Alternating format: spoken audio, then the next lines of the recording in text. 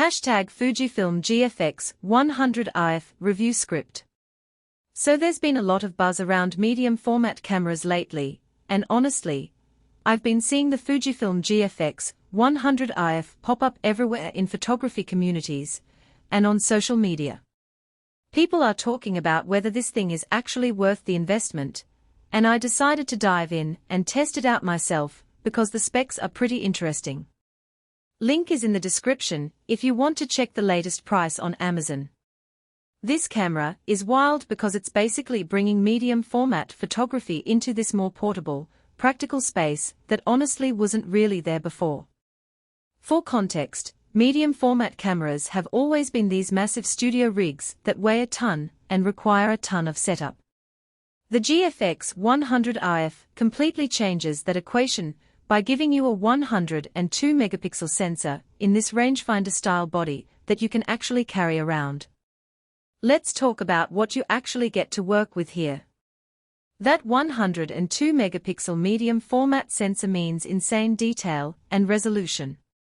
I'm talking about cropping into images and still having enough information to print massive prints, or just have room to work with in post-production. The built-in 35mm lens is super practical too.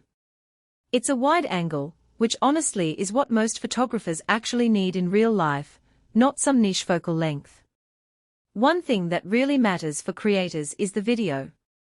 Yeah, medium format isn't traditionally a video thing, but Fujifilm included 4K recording at 30 frames per second.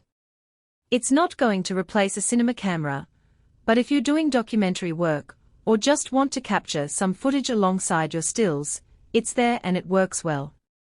The built-in ND filter is actually clutch because when you're shooting medium format, with that huge sensor, controlling your shutter speed in bright conditions gets tricky. Having that ND filter built-in means you can shoot at wider apertures without overexposing, which is handy if you want that shallow depth of field look. Fujifilm's known for their film simulations, and this camera has 20 different film simulation options built in. These are basically color profiles that mimic different types of film stocks. I use these all the time because they genuinely speed up my workflow. You get consistent colors without having to spend an hour in Lightroom. The rangefinder style design is also worth mentioning.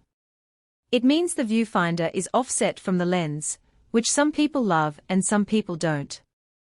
I found it intuitive once I got used to it, and it actually makes the camera feel more compact than a traditional SLR would be.